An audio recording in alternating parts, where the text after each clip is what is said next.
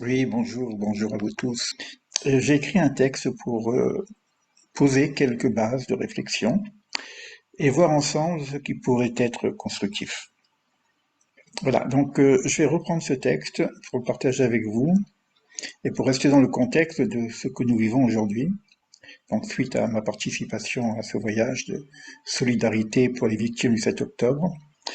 Donc, il m'avait été également demandé d'expliquer ce qu'était la logothérapie. Donc, chose qui n'a pas pu se réaliser face à l'intensité de ce voyage. Je me souviens d'ailleurs de ce moment où j'étais avec mes papiers pour préparer mon intervention. Le groupe était autour d'un feu, les chants étaient à l'honneur. Ma petite voix me dit chaque chose en son temps, c'est peut-être pas le moment. Maintenant, rejoins le groupe et va chanter. Mais je ne sais pas chanter. Alors, va danser. Et c'est comme ça que j'ai rejoint le groupe pour chanter, danser sur le refrain de chanter, chanter.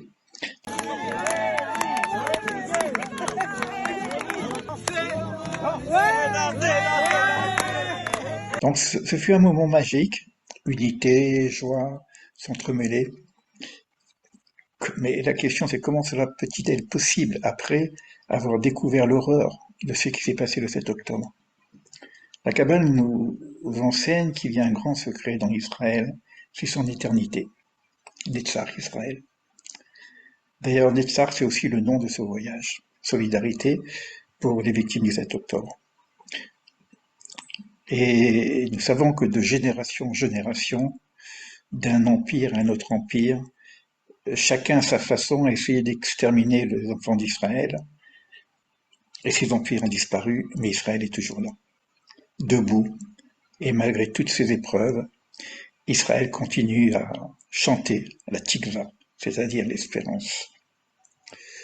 Bon, ceci dit, j'aimerais maintenant prendre un temps pour partager quelques graines de sens entre actualité, historiosophie biblique et comme approche la logothérapie.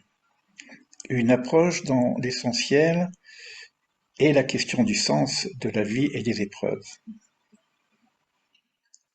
Je souhaiterais aussi intégrer le sens d'un vécu personnel à ce voyage nommé Netzach, vécu avec 45 personnes d'une même famille solidaire d'Israël pour le bien de toute l'humanité. 45 personnes, 45 valeurs numériques du mot ma, c'est-à-dire quoi. C'est aussi la même valeur numérique que le mot Adam, l'homme, ce qui signifierait que dès sa création, l'homme est mis en question. Qu'est-ce que l'homme? Pourquoi l'homme? Ces questions sont autant les premières questions qui se posent en logothérapie. Qui suis-je? Pourquoi suis-je?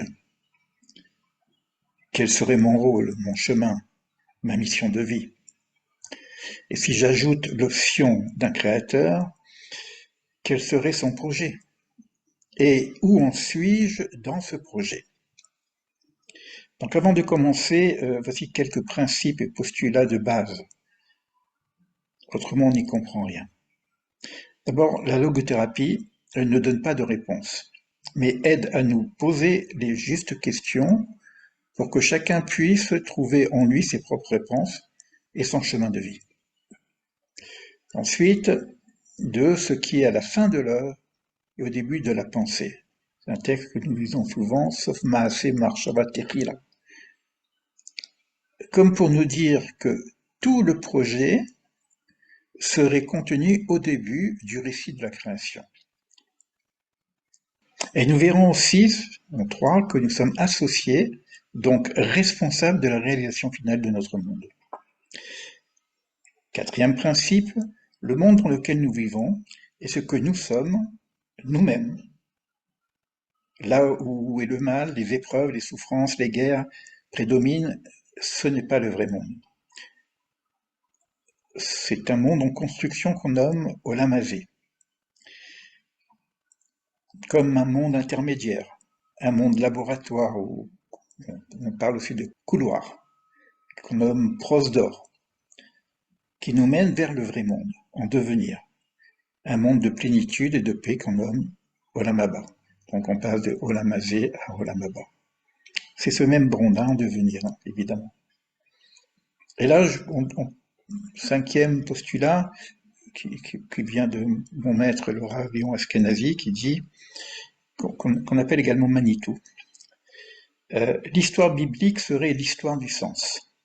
Une historiosophie, nous dit-il, pour découvrir tout le cheminement pour réaliser le projet d'homme, mais aussi connaître ses impasses au risque de voir l'émergence d'une créature antagoniste de l'ordre de l'inhumain.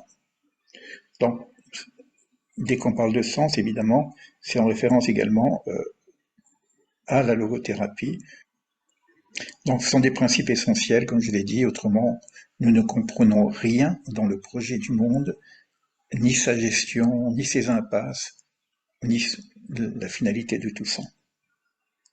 Alors maintenant, quels sont les indices et les signes que nous avons entre la formulation du début du projet, c'est-à-dire ce qu'on appelle le Maaseh Bereshit, les jours de la création, et celle de la fin, pour nous aider à y voir plus clair. Alors, au premier soir de notre voyage, lorsque j'entends un journaliste de renom nous expliquer le pourquoi de cette guerre de l'après-7 octobre, dans sa forme géopolitique, je lui demande en aparté pourquoi s'arrêter aux 100 dernières années. C'est-à-dire, me dit-il, je lui réponds pourquoi ne pas remonter à la sortie d'Égypte, là où, à peine sortis des souffrances de l'enfantement, nous sommes confrontés à la forme du mal absolu, nommé Amalek dans le texte biblique. Alors, pourquoi pas au début de la création, me dit-il. Ben oui, pourquoi pas. Si selon le deuxième critère, tout serait inscrit au début de la création.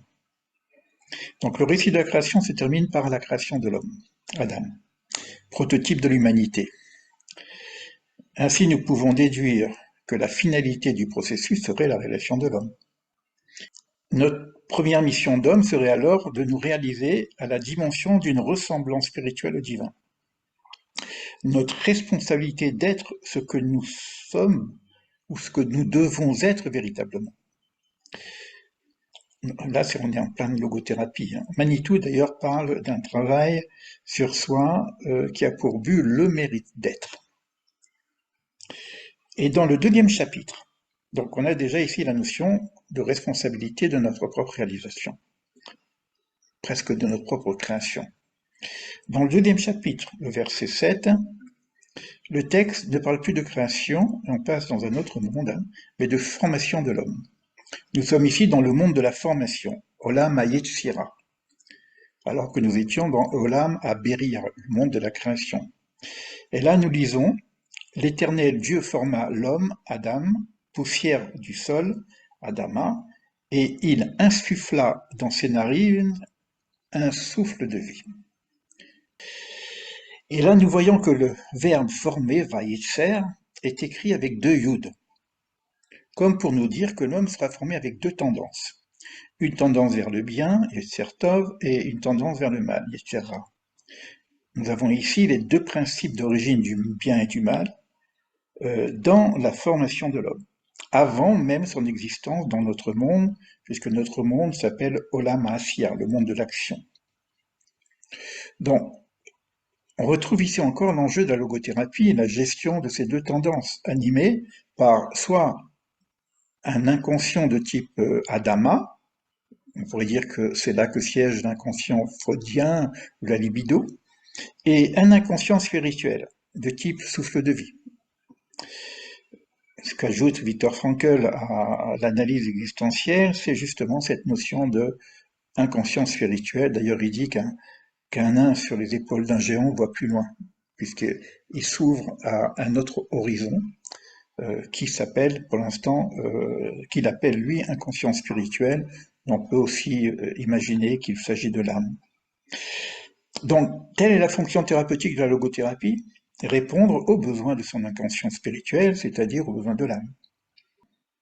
Maintenant, si nous regardons la fin de la Torah, à la fin de la Torah, le dernier paragraphe revient à la sortie d'Égypte, comme principe de réalisation. C'est un prototype de la libération finale, c'est-à-dire de la sortie d'exil. Et nous avons pour dernier mot le mot Israël.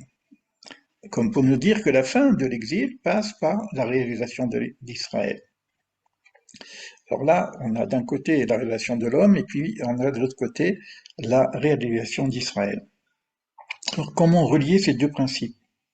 La réalisation de l'homme avec celle d'Israël. Comment passer de la singularité d'Israël à sa dimension universelle et humaine? Ou encore, comment voir dans les tribulations du chemin d'homme un principe nommé Israël, qui serait porteur et co-responsable de la réalisation du projet d'humanité. Comme il est dit, pour les enfants d'Israël, Al tikre banair et la bonair. Ne dis pas mes enfants, banair, mais mes constructeurs, bonair. Alors là, évidemment, si on doit avancer, ce qui va être difficile, hein, comment expliquer 6000 ans d'histoire en quelques minutes. Donc je reviens à Bereshit. Dans le premier commentaire de Rashi, nous lisons: pourquoi la Torah commence par ce commencement? C'est une drôle de question, n'est-ce pas? Est-ce qu'on peut commencer par autre chose que le commencement? Alors, elle aurait dû commencer par la sortie d'Égypte, nous dit-il. C'est-à-dire que si la Torah était un livre spécifique à Israël, elle aurait dû commencer par la naissance des enfants d'Israël en tant que peuple, c'est-à-dire la sortie d'Égypte. Et sa réponse est encore plus étonnante. Car, dit-il, viendra un jour où les nations diront: vous avez spolié la terre, par la terre d'Israël. Nous aurons ainsi, par ce commencement, d'une part l'explication du projet d'homme dans sa dimension universelle, à travers les engendrements, qu'on appelle les toladot d'Israël, et la spécificité d'Israël, sa dimension universelle, et aussi sa confrontation de génération en génération avec d'autres visions pour le monde. Donc, on va revenir encore sur la Genèse pour rajouter des valeurs de la construction de l'homme et d'Israël en même temps. Le premier fils d'homme tue son frère.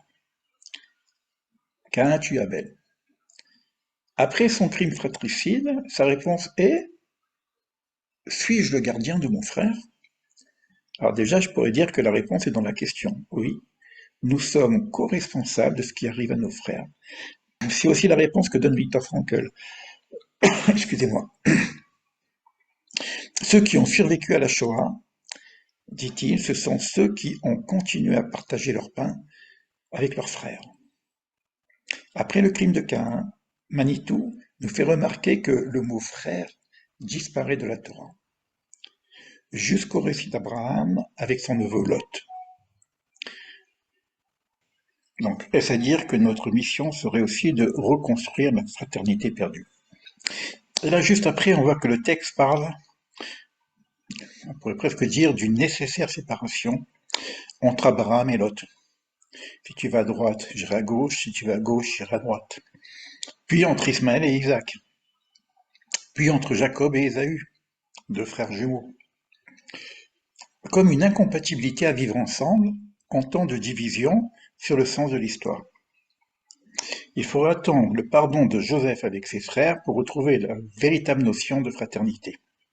Comme pour nous dire que si nous devons être témoins d'une possibilité de fraternité entre les peuples, cela passe par l'exemplarité d'une fraternité dans notre peuple, qui serait prototype de l'humanité. On sait qu'il y a 70 familles qui sont descendues en Égypte, à l'image des 70 nations. Ceci pour dire que c'est en tant que peuple sur le chemin de la réalisation de fraternité que nous pouvons être un modèle pour les autres nations. Donc, je reviens à notre voyage de solidarité. Donc, j'ai eu l'opportunité de partager en quelques minutes avec un député de la Knesset.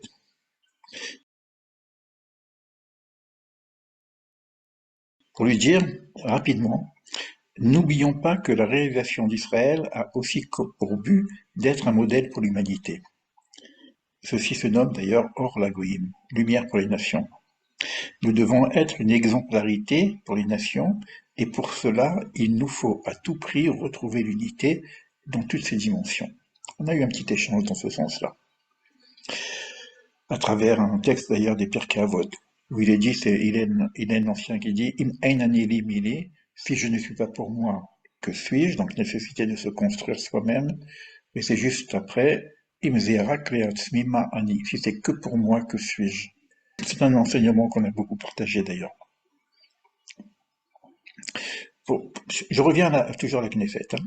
Lorsqu'on nous a demandé de partager un premier sens des toiles de Chagall, créé spécialement pour la Knesset, nous voyons que cela commence également par la sortie d'Égypte, pour se terminer par le Jardin d'Éden.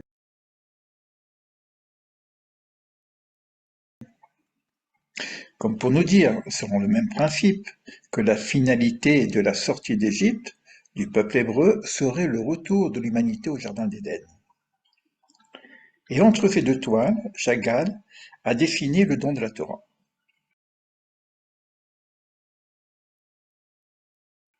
Ce serait donc le code et l'enseignement pour aller d'un point à l'autre, de l'Égypte au Gan Eden, au Jardin d'Éden.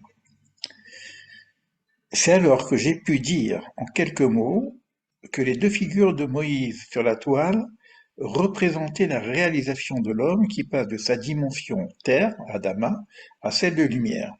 Et j'ai osé ajouter que pour prétendre à gérer la loi, comme serait le rôle de la Knesset, il faudrait pouvoir conjuguer ensemble ces deux dimensions, celle de la réalité humaine, sa dimension terre, et celle de sa réalité spirituelle, la dimension lumière. C'est-à-dire que notre réalité sur Terre, avec ses besoins existentiels, et les besoins essentiels au niveau spirituel. Bon, j'ai beaucoup écrit là-dessus,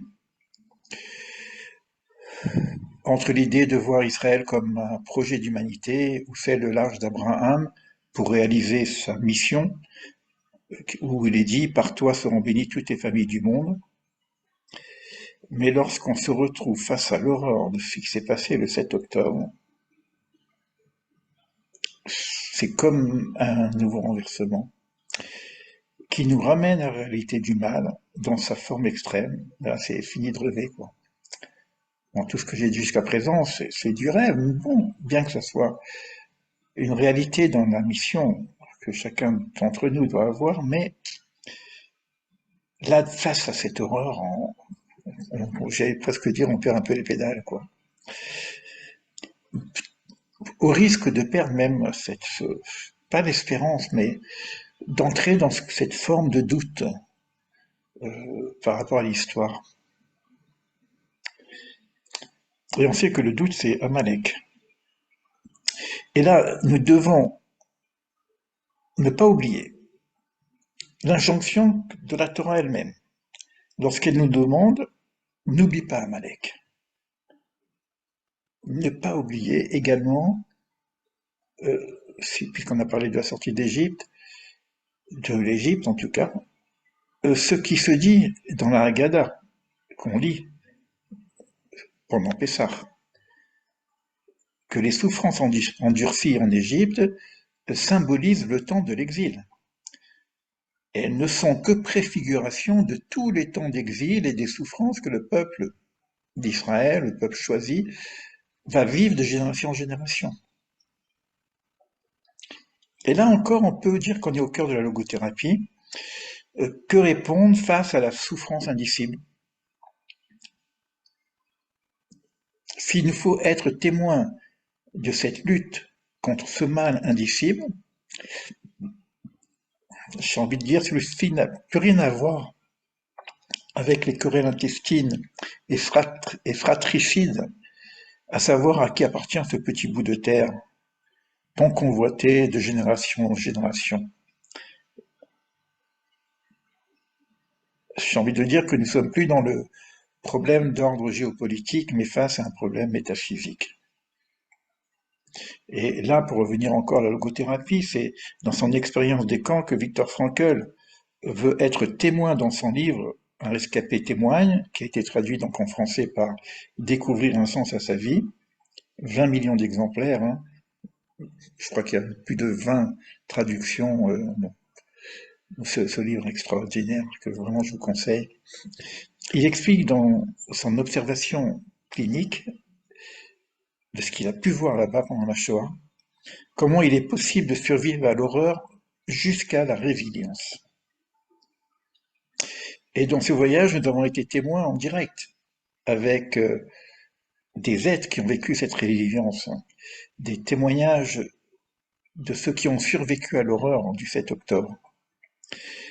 Et à ma demande, je sais plus, je crois que c'était une personne qui était encore à l'hôpital, je lui pose la question d'où vient cette force pour rester encore debout.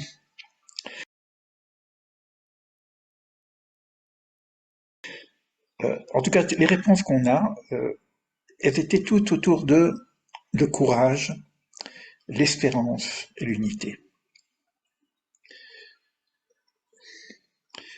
Chose qu'on va retrouver également dans le livre de Viktor Frankl, en introduction à la logothérapie. Chose que j'ai développée dans mes 3 livres, ma logothérapie, Enquête sur le sens de la vie, aux éditions on va dire. Tu peux écrire tout ce que tu vois. Maintenant, il y a une autre question qui se pose à nous, serait comment cette force du mal en l'homme peut aboutir à son paroxysme. Je pourrais poser aussi la question comment l'éradiquer. Bon, on a déjà vu que la racine du mal est déjà dans la création de l'homme, avec ses 2 tendances, bien et mal. On peut ajouter aussi le libre arbitre, hein, la liberté de choisir l'une ou l'autre des voies, celui du principe de vie ou celui du principe de mort, et voir jusqu'où ce choix peut conduire l'homme. Maintenant, si l'on prend l'époque diluvienne, à la fin de cette époque, le texte, Genèse 6, verset 11, dit que la terre était remplie de Hamas.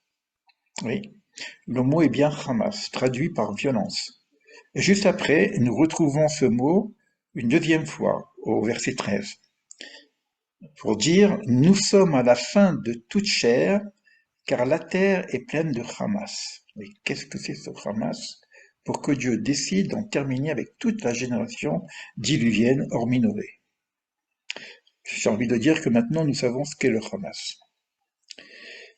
Donc la Torah nous apprend son origine première, qui est une forme de pouvoir et d'impérialisme. Donc maintenant, dans le texte, suite à la montée du Hamas, Dieu propose à Noé de construire une arche pour donner une deuxième chance à une nouvelle humanité. L'arche Teva, c'est aussi des mots. Un logos. Revenir au logos, à la juste parole. C'est-à-dire, c'est à partir de là qu'il va y avoir une distinction entre ceux qui suivent la voie divine jusqu'à l'arrivée d'Abraham, l'hébreu, qui serait prototype de l'homme complet et qui serait choisi pour être une bénédiction à toutes les familles du monde. Et il y aurait encore évidemment beaucoup de choses à dire, mais ce que je pourrais rajouter pour conclure, tout est écrit, nous dit Manitou. Il suffit de savoir lire. Et ça, jusqu'aux difficultés des enfantements des enfants d'Israël, enfant de Jacob qui sera nommé Israël, après sa lutte contre l'ange d'Ésaü, Ésaü qui donnera naissance à Amalek, par une alliance avec Ismaël, Amalek que nous retrouvons dès la sortie d'Égypte pour attaquer Israël en chemin, et c'est là que nous retrouvons l'injonction divine faite à Moïse, celle de détruire Amalek. C'est écrit dans le texte. On y croit, on n'y croit pas. Chacun est libre de lire à sa façon.